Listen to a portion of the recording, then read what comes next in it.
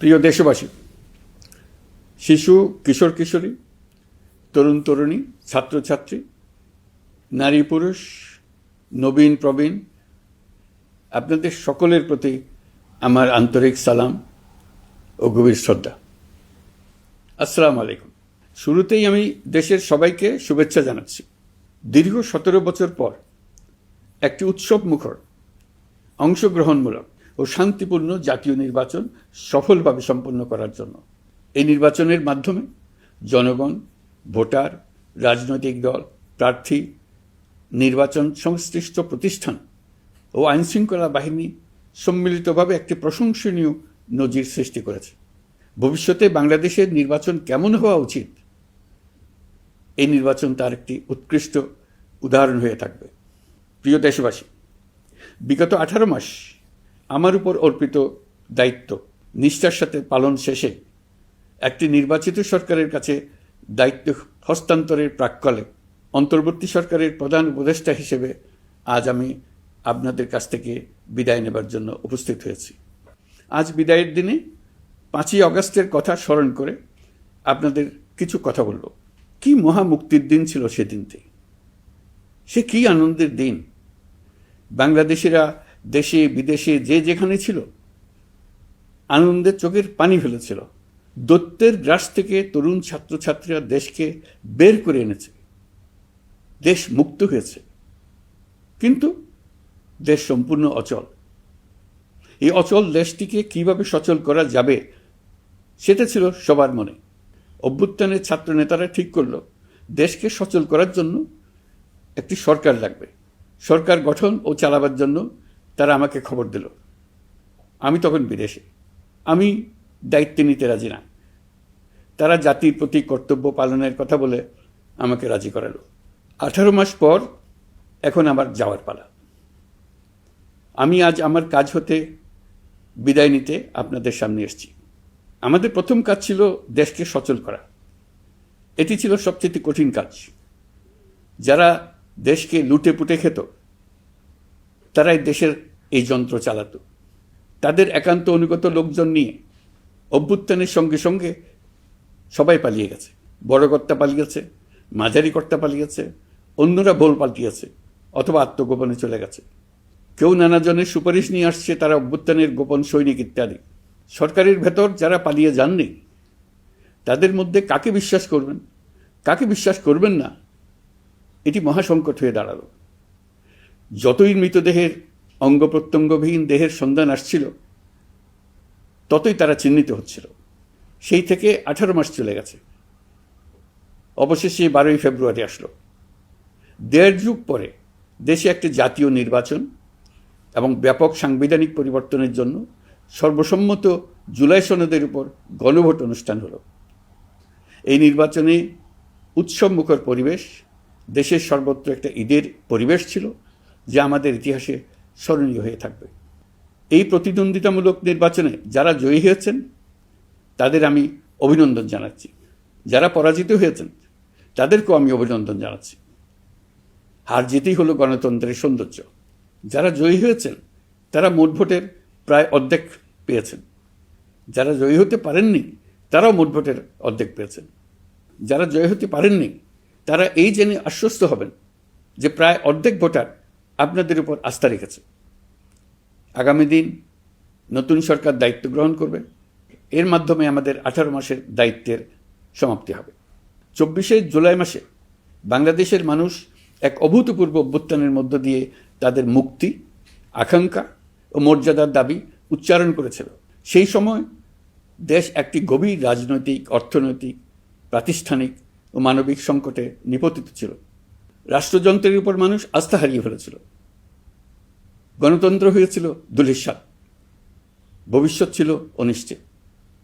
ঠিক সেই সংকটময় সময়ে আমাকে আহ্বান জানানো হয়েছিল একটি লক্ষ্য সামনে রেখে বাংলাদেশকে আবার স্বাভাবিক জীবনে ফেরানোর জন্য 3টি দায়িত্ব দেওয়া হয়েছিল: সংস্কার, বিচার এবং নির্বাচন। আমি ও আমার সহকর্মীরা সবাই আমরা সেই অঙ্গীকার রক্ষার চেষ্টা করে গেছি। কোথায় কতটুকু সাফল্য অর্জন করতে পেরেছি, কোথায় ব্যর্থ হয়েছি, সে বিচারের ভার আপনাদের উপর থাকলো। আমাদের প্রচেষ্টায় কোনো ঘাটতি ছিল না। আমরা মানবতা বিরোধী অপরাধ, দুর্নীতি ও অনিয়মের বিচার প্রক্রিয়াকে রাজনীতি ও প্রতিশোধের ঊর্ধ্বে রেখেছি। আমরা ভঙ্গুর প্রতিষ্ঠানগুলোর প্রশাসনিক, বাণিজ্যিক, আর্থিক সংস্কারে হাত দিয়েছি, যাতে ভবিষ্যতে কোনো সরকার জনগণের ইচ্ছার বিরুদ্ধে নিজেকে স্থাপন করতে না পারে। আর সর্বোপরি আমরা একটি উৎসবমুখর, অবাধ, নিরপেক্ষ, শান্তিপূর্ণ, পরিচ্ছন্ন ও বিশ্বাসযোগ্য জাতীয় নির্বাচনের আয়োজন করেছি, যার মাধ্যমে জনগণ আবার তাদের ভোটাধিকার ফিরে পেয়েছে। এই নির্বাচন কেবল একটা ক্ষমতা হস্তান্তরের প্রক্রিয়া নয়, এটি বাংলাদেশের গণতান্ত্রিক ব্যবস্থার নতুন অভিযাত্রার সূচনা, নতুন বাংলাদেশের জন্ম।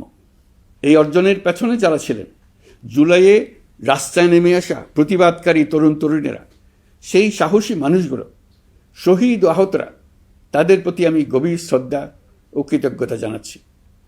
তাদের অভূতপূর্ব ত্যাগ ছাড়া এই পরিবর্তন সম্ভব হতো না। এই প্রক্রিয়া সফল করতে দেশের আবালবৃদ্ধ বনিতা সকলেই সহযোগিতা করেছেন। প্রাতিষ্ঠানিক দিক থেকে দেশের রাজনৈতিক দলসমূহ, নির্বাচন কমিশন, সকল আইনশৃঙ্খলা বাহিনী, সশস্ত্র বাহিনী, সরকারি কর্মকর্তা কর্মচারী ও প্রশাসনের প্রতিটি স্তরের সদস্যরা আন্তরিক সহযোগিতা করেছেন। আপনাদের প্রতি আমার আন্তরিক কৃতজ্ঞতা রইল। আপনাদের ধৈর্য, পেশাদারিত্ব ও আস্থার উপর ভর করেই এই পথ চলা সম্ভব হয়েছে। প্রিয় দেশবাসী, 24-এর গণ-অভ্যুত্থানের সময় দেয়ালে দেয়ালে তরুণরা যে নতুন বাংলাদেশের স্বপ্ন এঁকেছিল, তার কেন্দ্র ছিল প্রাতিষ্ঠানিক সংস্কার। সেই প্রত্যাশা বাস্তবায়নে অন্তর্বর্তী সরকার প্রায় 130টি নতুন আইন ও সংশোধনী প্রণয়ন করেছে এবং প্রায় 600টি নির্বাহী আদেশ জারি করেছে, যার প্রায় 84% ইতিমধ্যেই বাস্তবায়িত হয়েছে। এই সংস্কারসমূহ নাগরিক অধিকারকে সংহত করেছে, বিচার ব্যবস্থাকে শক্তিশালী করেছে এবং গুম, খুন ও বিচার বহির্ভূত হত্যার সংস্কৃতি যেন আর কখনো ফিরে না আসে সেটা নিশ্চিত করেছে। আমরা দায়িত্ব গ্রহণের সময় দেশের আইনশৃঙ্খলা পরিস্থিতি ছিল অত্যন্ত ভঙ্গুর। থানাগুলো ছিল পুলিশশূন্য, জনগণের মধ্যে আস্থার বদলে ভয় ও শঙ্কা তৈরি হয়েছিল। ধাপে ধাপে আমরা সেই অবস্থার পরিবর্তন ঘটিয়েছি। আজ পুলিশ আর মারণাস্ত্র ব্যবহার করে না, বেআইনিভাবে কাউকে তুলে নিয়ে যায় না, বন্দুকযুদ্ধের নামে হত্যা করে না, পুলিশ ও গোয়েন্দা বাহিনীর ভয়ে কাউকে ডিলিট বাটন চাপতে হয় না। জনবান্ধব ও জবাবদিহিমূলক বাহিনী হিসেবে গড়ে তোলার লক্ষ্যে পুলিশ কমিশন অধ্যাদেশ 2025 প্রণয়ন করা হয়েছে। বিচার বিভাগকে স্বাধীন ও শক্তিশালী করতে পৃথক সচিবালয় গঠন, বিচারক নিয়োগের স্বচ্ছ কাঠামো এবং দেওয়ানি ও ফৌজদারি আইনে যুগান্তকারী সংস্কার করা হয়েছে। সেপারেশন অব জুডিশিয়ারির জন্য মাজদার হোসেন মামলার রায় আমরা বাস্তবায়ন করে গেলাম। গুমকে মানবতার বিরুদ্ধে অপরাধ হিসেবে স্বীকৃতি দিয়ে আন্তর্জাতিক অপরাধ ট্রাইব্যুনাল আইন সংশোধন করা হয়েছে। বিচার প্রক্রিয়াকে স্বচ্ছ করতে রায় সরাসরি সম্প্রচারের সুযোগ, বিদেশি আইনজীবী নিয়োগ এবং অন্তর্বর্তী আপিলের বিধান যুক্ত করা হয়েছে। বাংলাদেশ যেন আর কখনো মানবাধিকারহীন রাষ্ট্রে পরিণত না হয়, সেই লক্ষ্যে জাতীয় মানবাধিকার কমিশন অধ্যাদেশ জারি করা হয়েছে এবং কমিশন গঠন করা হয়েছে। প্রিয় দেশবাসী, একটি সমাজ তখনই উন্নত হয় যখন তার নারীরা নিরাপদ, সম্মানিত ও সমান অধিকারপ্রাপ্ত। উন্নয়ন তখনই টেকসই হয় যখন নারীরা সিদ্ধান্ত গ্রহণে, অর্থনীতিতে, শিক্ষায় ও নেতৃত্বে সমানভাবে অংশ নিতে পারেন। যে নতুন বাংলাদেশের স্বপ্ন আমরা দেখছি, নারীদের অগ্রযাত্রা ছাড়া তা গড়ে তোলা সম্ভব নয়। নারী ও শিশু সুরক্ষায় যৌন হয়রানি প্রতিরোধ অধ্যাদেশ, পারিবারিক সহিংসতা প্রতিরোধের অধ্যাদেশ এবং নারী ও শিশু নির্যাতন দমন আইন সংশোধন করা হয়েছে। নতুন এসব আইনের মাধ্যমে কর্মক্ষেত্রে ও শিক্ষা প্রতিষ্ঠানে নারীদের হয়রানি প্রতিরোধ ও সুরক্ষা নিশ্চিত করার পথ সুগম করা হয়েছে। প্রিয় দেশবাসী, অভ্যুত্থান পরবর্তী এক উত্তাল সময়ে দেশকে ধীরে ধীরে স্বাভাবিক ধারায় ফিরিয়ে আনতে আমাদের সশস্ত্র বাহিনীর সৈন্যরা যে ধৈর্য, পেশাদারিত্ব ও দায়িত্ববোধের পরিচয় দিয়েছেন, তার জন্য দেশবাসীর পক্ষ থেকে আমি তাদের প্রত্যেককে আন্তরিক ধন্যবাদ জানাচ্ছি। একই সঙ্গে বিশেষভাবে উল্লেখ করতে চাই, যখনই কোনো সংকটময় পরিস্থিতির উদ্ভব হয়েছে, তখনই দেশের রাজনৈতিক নেতৃত্ব আমাদের আহ্বানে তাৎক্ষণিকভাবে সাড়া দিয়েছেন এবং সহযোগিতার হাত বাড়িয়ে দিয়েছেন। এই পারস্পরিক দায়িত্ববোধ ও সংযমই দেশকে অস্থিরতার পথ থেকে স্থিতিশীলতার দিকে এগিয়ে নিতে সহায়ক হয়েছে। স্বৈরাচারের 16 বছরে এদেশের রাজনৈতিক নেতাকর্মীরা যে ভয়াবহ নিপীড়ন, মামলা হামলা, গুম ও হত্যার শিকার হয়েছেন তা আমাদের জাতির জন্য এক গভীর বেদনাদায়ক শিক্ষা। এই অভিজ্ঞতা আমাদের স্মরণ করিয়ে দেয় যাতে ভবিষ্যতে আর কখনো কোনো জালেম মাথাচাড়া দিয়ে উঠতে না পারে, যেন আর কখনো ফেসিবাদ প্রতিষ্ঠিত না হয়, শত শত আয়নাঘর সৃষ্টি না হয়, বিচার বহির্ভূত হত্যা ফিরে না আসে। সেই জন্য কেবল রাজনৈতিক অঙ্গীকারই যথেষ্ট নয়, প্রয়োজন ন্যায় বিচার নিশ্চিত করার লক্ষ্যে বিচার ব্যবস্থা ও রাষ্ট্রীয় কাঠামোর মৌলিক ও গভীর সংস্কার। এই উপলব্ধি থেকেই অন্তর্বর্তী সরকার তার সংস্কার কর্মসূচিকে সর্বোচ্চ অগ্রাধিকার দিয়েছে। প্রিয় দেশবাসী, ফ্যাসিস্ট সরকারের 16 বছরের নিপীড়ন ও জুলাইয়ের রক্তাক্ত স্মৃতি এখনও আমাদের মাঝে তাজা হয়ে আছে। যারা ভয়াবহ নিপীড়ন ও নির্যাতন চালিয়েছে তাদের বিচার করা এবং যেন আর কেউ এ ধরনের দুঃশাসন কায়েম করতে না পারে সেটা নিশ্চিত করা আমাদের গুরু দায়িত্ব। বিচার একটা চলমান প্রক্রিয়া। একাধিক ট্রাইব্যুনাল বর্তমানে সক্রিয়ভাবে কাজ করছে। ইতিমধ্যে একাধিক মামলার রায় ঘোষণা হয়েছে।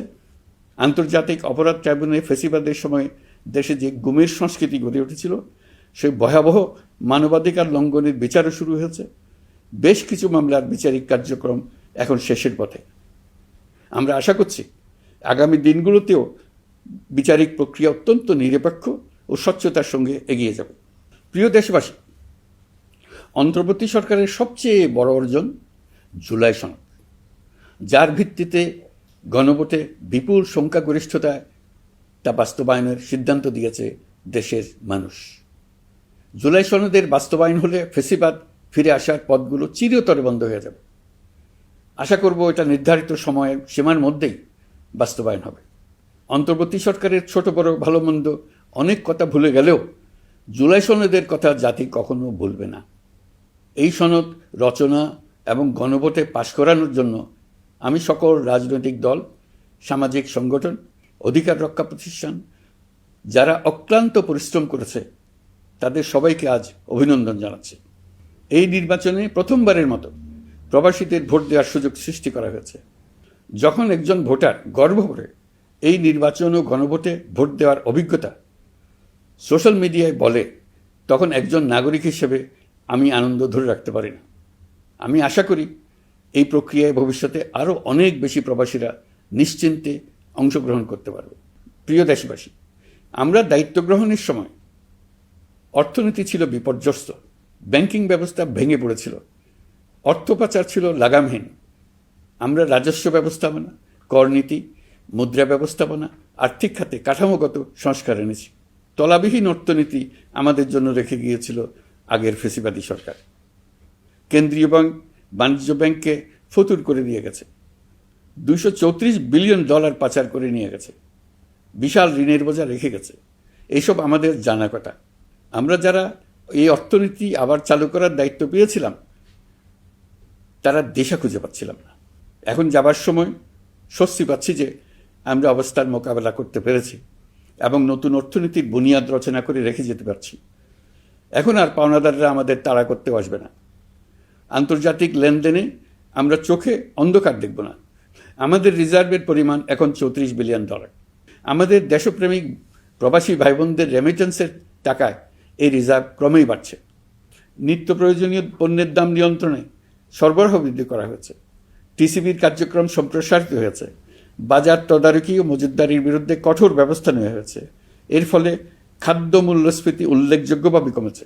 শ্রমিক অধিকারকে মানবাধিকারের অংশ হিসেবে বিবেচনা করে আন্তর্জাতিক শ্রম সংস্থার গুরুত্বপূর্ণ কনভেনশনসমূহ অনুসমর্থন করা হয়েছে, যা কর্মক্ষেত্রে শ্রমিকের নিরাপত্তা ও মর্যাদা নিশ্চিত করবে। যুগান্তকারী নতুন শ্রম আইন প্রণয়ন করা হয়েছে। প্রবাসীরা আমাদের অর্থনীতির প্রাণশক্তি। তাদের সুরক্ষা ও কল্যাণে আইন সংশোধন, বিদেশে আইনি সহায়তা, নতুন শ্রমচুক্তি এবং দক্ষতা উন্নয়ন প্রকল্প গ্রহণ করা হয়েছে। বন্দর ব্যবস্থাপনা ও বিনিয়োগ কাঠামোতে আমূল সংস্কারের মাধ্যমে ইউরোপীয় সর্ববৃহৎ বিনিয়োগ সহ একাধিক কৌশলগত প্রকল্প এগিয়েছে। ব্লু ইকোনমির সম্ভাবনা কাজে লাগাতে গভীর সমুদ্র বন্দর, মৎস্য ও আধুনিক টাউনশিপ উন্নয়নে নতুন কর্তৃপক্ষ গঠন করা হয়েছে।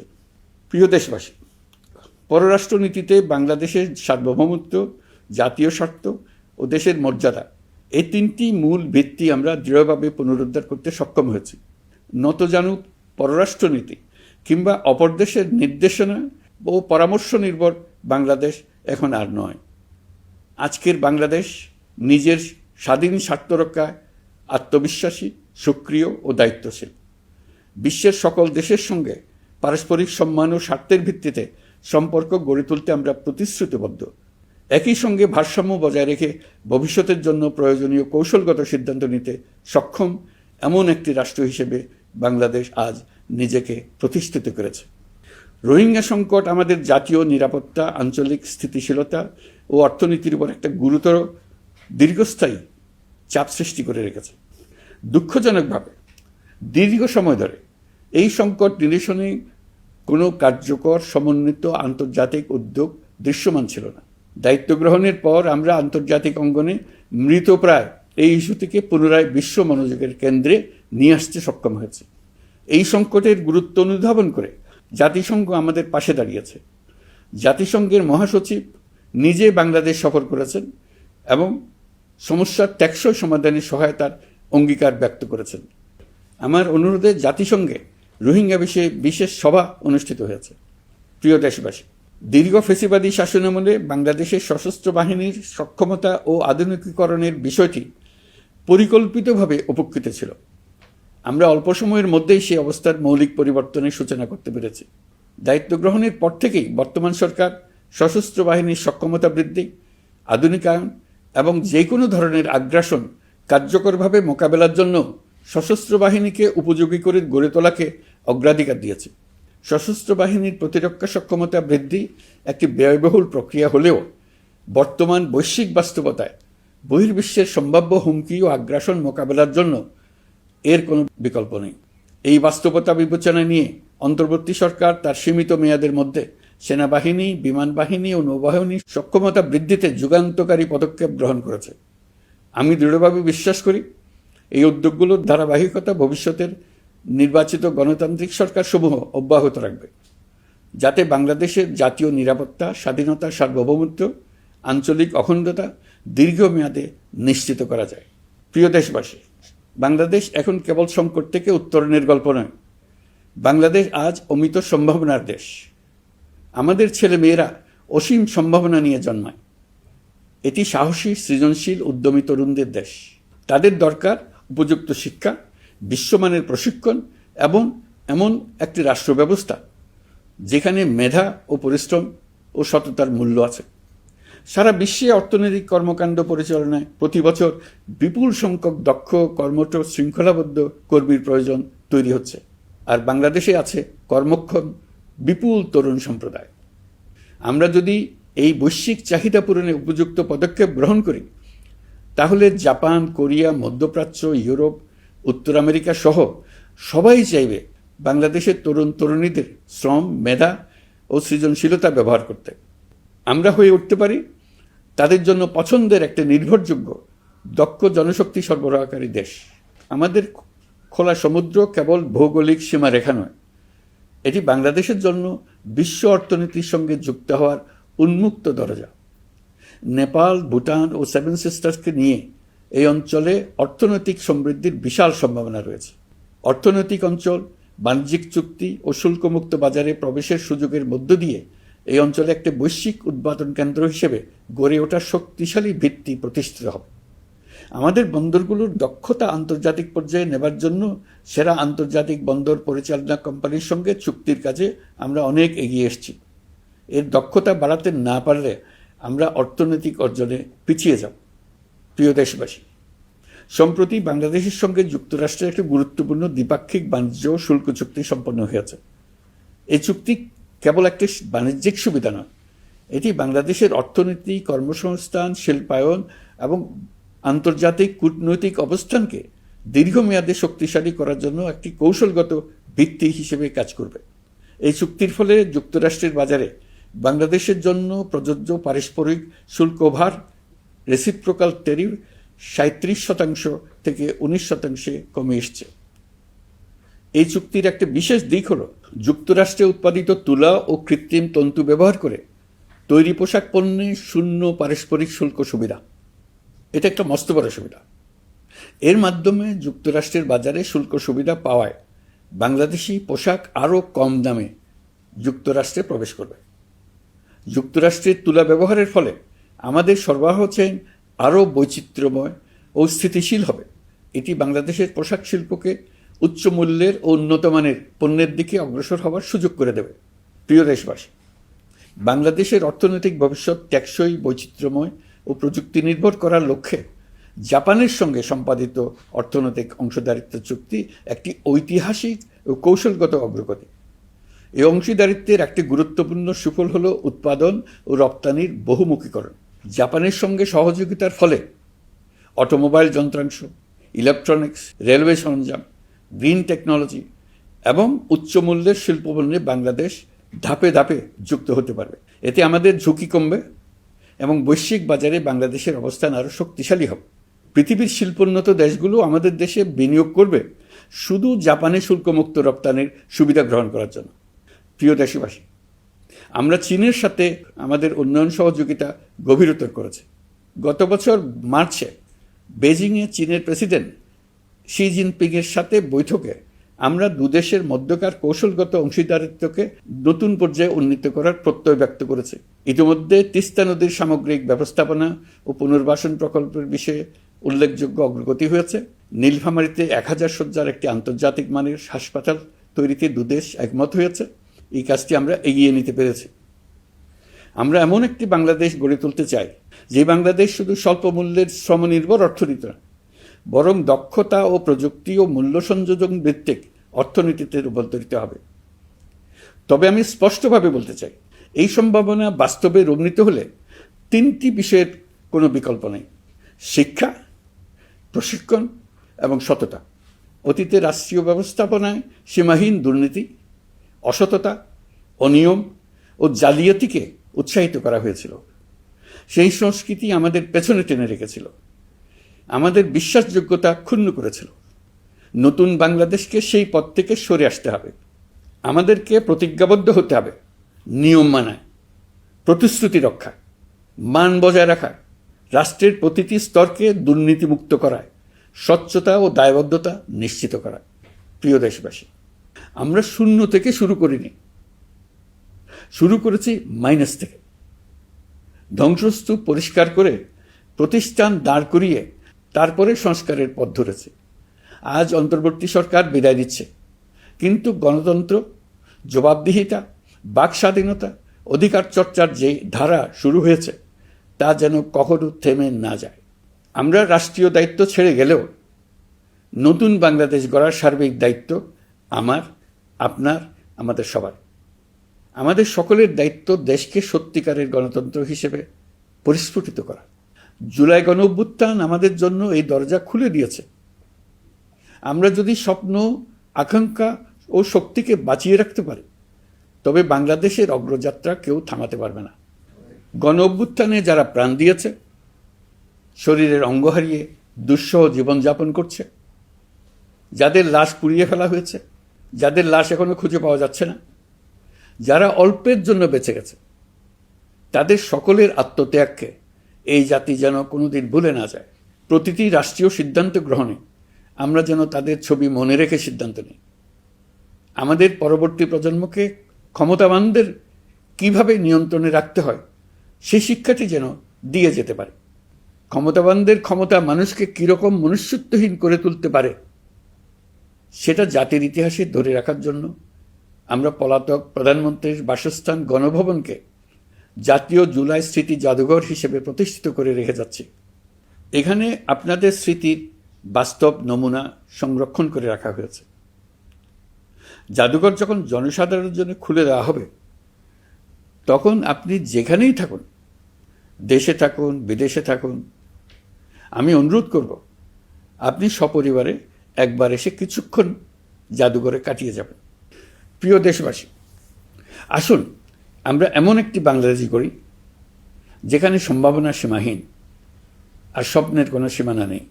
গত 18 মাসে ক্রমান্বয়ে এদেশের মানুষের মধ্যে গণতন্ত্র, একটি কল্যাণমূলক শাসন ব্যবস্থা, বাকস্বাধীনতা, ক্ষমতাকে প্রশ্ন করতে পারা, সমালোচনা করতে পারা, জবাবদিহিতায় আনতে পারার যে চর্চা শুরু হলো, উৎসবমুখর পরিবেশে নির্বাচন আয়োজন করে জনগণের অধিকার নিশ্চিত হলো, এই ধারা যেন কোনো রকমেই হাতছাড়া হয়ে না যায়। আমি বিশ্বাস করি বাংলাদেশের আপামর জনসাধারণ এবং সকল রাজনৈতিক পক্ষ ইস্পাত কঠিন ঐক্যের মাধ্যমে এই ধারাকে আগামী দিনগুলোকে রক্ষা করবে, সমৃদ্ধ করবে। অধিকারের বিষয়ে, দেশের স্বাধীনতা সার্বভৌমত্বের বিষয়ে পরবর্তী প্রজন্মের জন্য একটি সুন্দর বাংলাদেশ গড়ে তোলার প্রত্যয়ে দৃঢ় থাকতে হবে। দলমত, ধর্ম, বর্ণ, নারী পুরুষ নির্বিশেষে সবাইকে আহ্বান জানাই একটি ন্যায়ভিত্তিক, মানবিক ও গণতান্ত্রিক বাংলাদেশ গড়ে তোলার সংগ্রাম অব্যাহত রাখতে। এই আহ্বান জানিয়েই আমি অত্যন্ত আশাবাদের সঙ্গে আজ আপনাদের কাছ থেকে বিদায় নিচ্ছি। দেশের শিশু, কিশোর কিশোরী, তরুণ তরুণী, ছাত্রছাত্রী, নারী পুরুষ, নবীন প্রবীণ, আমার দায়িত্ব থেকে বিদায় নেবার এই প্রাক্কালে আপনাদের সকলের প্রতি আন্তরিক ধন্যবাদ জানাচ্ছি। আমার জন্য দোয়া করবেন। মহান আল্লাহ আমাদের সকলের সহায় হন। আল্লাহ হাফেজ।